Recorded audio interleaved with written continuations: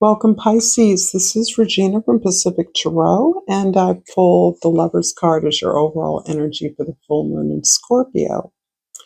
This is about a decision that you're making. You are contemplating something in the full context of your life. What will be of benefit to you with regards to a commitment that you're contemplating? This can regard either love, money, work, health, whatever way is relevant to you. In the bottom of the deck, we have the Four of Swords, which inclines me to believe that you have retreated into some safe space, some private space or retreat, in order to think about how this commitment, possible offer, or choice that you're facing has served you in the past, and how I believe you want to do things differently this time. You're looking at the full context of your growth and your learning, how you have become grateful for the challenges that you've experienced in your life, understanding that you are where you are as a result of the lessons learned, that you would not be the person you are. You would not have this opportunity if you hadn't been through those difficult challenges and overcome them.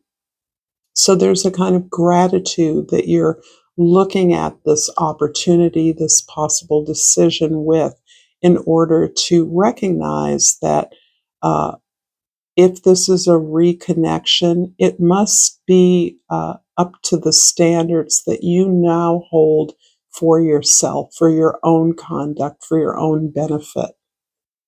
This is a general reading, Pisces, so it isn't going to resonate for all of you. If you're interested in a personal reading, information for that is in the description box below.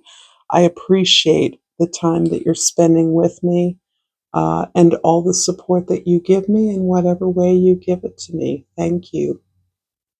This is how you're showing up in the world, how others see you. The Six of Cups is describing someone who has a passionate gift, someone who has a calling that has been evidenced from an early age, someone who's always known what not only they're good at, but what gives a lot of pleasure to other people. Something you do has healing power, has healing potential for sure. And you're aware of that. You're not naive or insensitive to the power you have, the gift you have in making others feel better, in managing the experience of others in some particular way. And this is something you're being asked to recall. A time when the evidence of this gift was exercised without judgment, without the necessity for a plan or an agenda, without being measured or calculated against the experience of others, when you simply lived in the pleasure of your gift and all the positive memories and connections that may be relevant to the choice that you're making now. In the first house, the Queen of Cups. I love this. This is one of your cards. This is you being your totally empowered self in the sense of acknowledging, accepting your gifts, no longer feeling frightened or needing protection from others as a result of your incredible intuition, insight, creativity, your imagination. These are things you understand are strengths. Your vulnerability, your exposure to the needs of others, to the desires of others, is now something that you use as a way to springboard your creative imagination, your desires, your urges. It's also a way that you've learned to heal yourself, particularly when you're stressed. The pressure that is put upon you by others because of your gifts, because of your creative powers. your imaginative powers, the way that you can hold others together, the way that you can provide a glue and a connection to all things in a situation. That pressure, you've learned to turn those powers back into relaxing, healing, taking care of yourself, prioritizing your desires, and understanding that that is what connects you to the world. Your love of ease, of comfort, of security. This is what provides you the mantle of power that you carry into the world. In the fourth house, your home, your family, your foundation, the Eight of Cups is indicating that this choice that you're contemplating you're only able to see and understand this decision as a result of the many relationships you've learned from. You've gathered strength from those, you've gained lessons, you understand yourself better as a result of those relationships, but they've also helped you to clarify that you must move on to the challenge that gives your life the significance that of your mission, of your purpose. You want greater meaning in facing this challenge and moving towards something that means everything, that defines you, and you feel fully capable of moving in this direction, understanding that there's no going back. And that for you is a powerful measure of your success. There may be others, particularly women, who are there to help you, there to assist you, there to mentor you in this process. It may be a family member, it can be anyone who wields this power in a way that you see as sufficiently as helping them to not only develop personally and spiritually, but as part of their maturity into the responsibilities of leadership, the responsibilities of managing this power that you have. In the seventh house, the Star card. This is lovely with the Lovers. You have been through a lot. It is going back a little bit to this relationship choice that I believe you are looking at very clearly. You're looking at it through the difficulties and challenges you have faced in your relationships, the space of feeling unfulfilled, disconnected in relationships in which you gave all that you could give. And you have, by investing in yourself and in your own dreams and potential, you've restored your hope and faith in yourself to do the best thing for you. And this hasn't been easily won.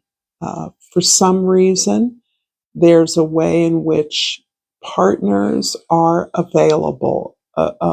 Not that you're overwhelmed with relationships or opportunities for those, but you have cycled through relationships in which you have recognized your need to save others, perhaps.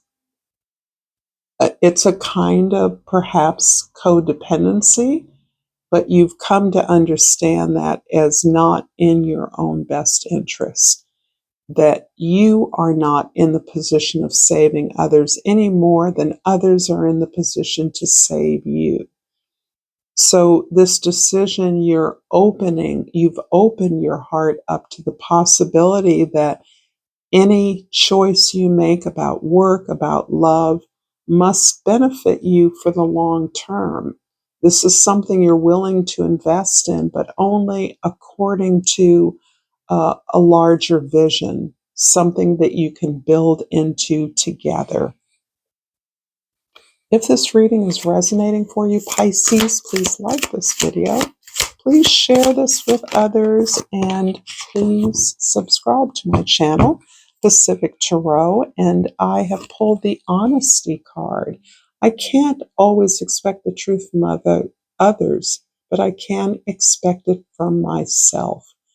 I do believe this goes directly to what has been dissatisfaction with relationships in the past, a way in which you could believe yourself to be helping someone or wanting to help someone who you felt closely aligned with, but who was not as willing or as willing to do the work to build something beyond themselves. And if you cycle through this kind of relationship over and over again, you have come to a place where you see clear-sightedly that the honesty here is that it was a relationship of unequals, not in the sense of talent or skills or intelligent, but in the sense of being willing to do what is required, to commit equally, to put the same kind of energy into the relationship that you put in or wanted to put in, were willing to put in. The key here is effort, and you are now seeing a pattern in the inability of others to, or willingness of others to do that for whatever reason. In the first house, the Queen of Cups is clarified by the Five of Wands. It feels like there's a lot of competition around you, either competition to gain access to you, your skills. Maybe you're receiving multiple offers, or you're in a team, on a team, in a group, part of a collaboration where your sense of care, self-respect, dignity even, actually informs the workings of the group. So there's a way in which you recognize the value in everyone's contribution, and that gets somehow reinforced.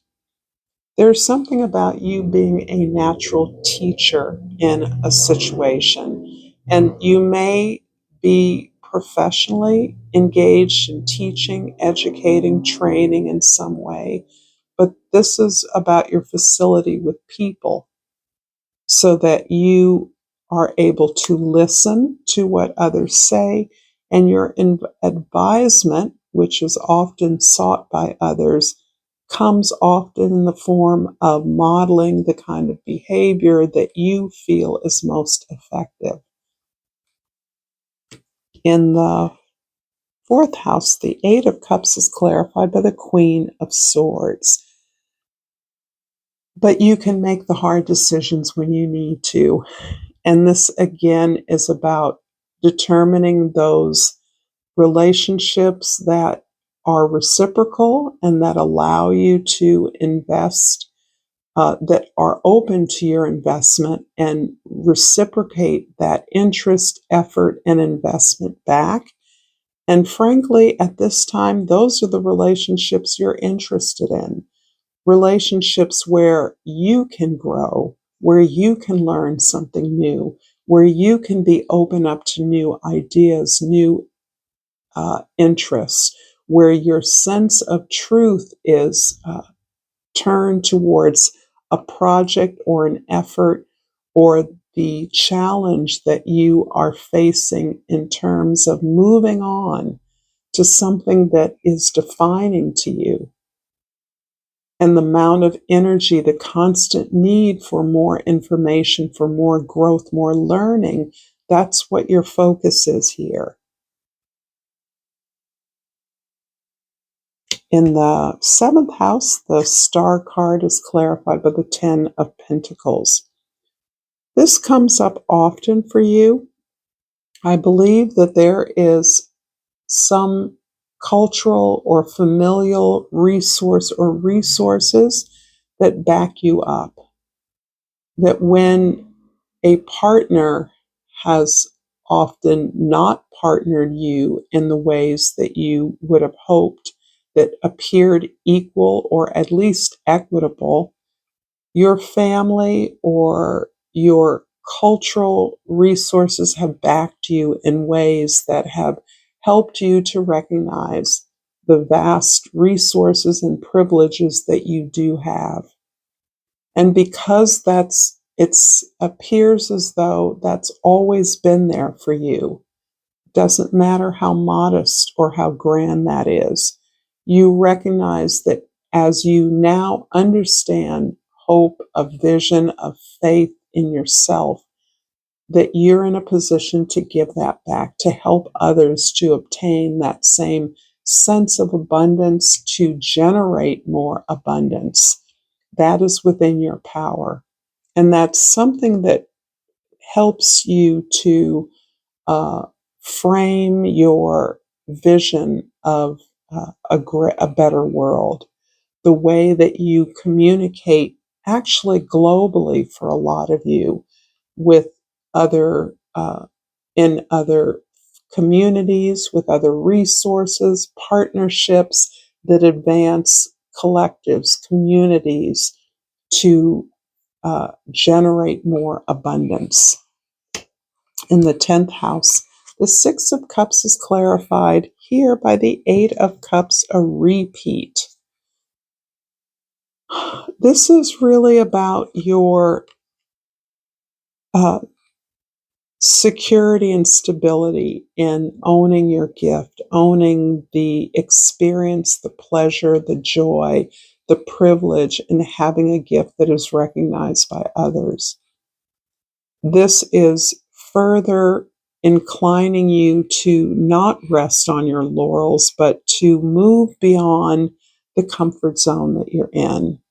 Wherever you are, it's still comfy. It may be in a different location than is customary to you, but you're being asked, you're asking yourselves, you're aspiring to move beyond what's comfortable, what you've known, what you've learned from, and now have the courage of heart, the resilience, the faith in yourself to move on to what truly defines you, what truly is going to give you the happiness, the fulfillment that you are questing for.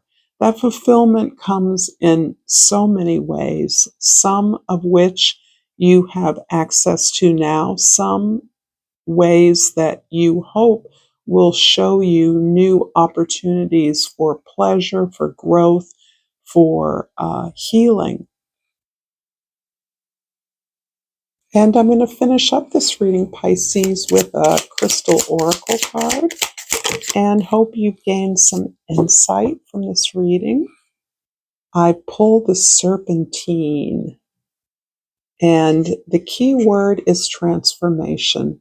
My life is transforming at the perfect time in the most powerful way. Thank you, Pisces. If you've enjoyed this content, check out more here. And until next time, namaste.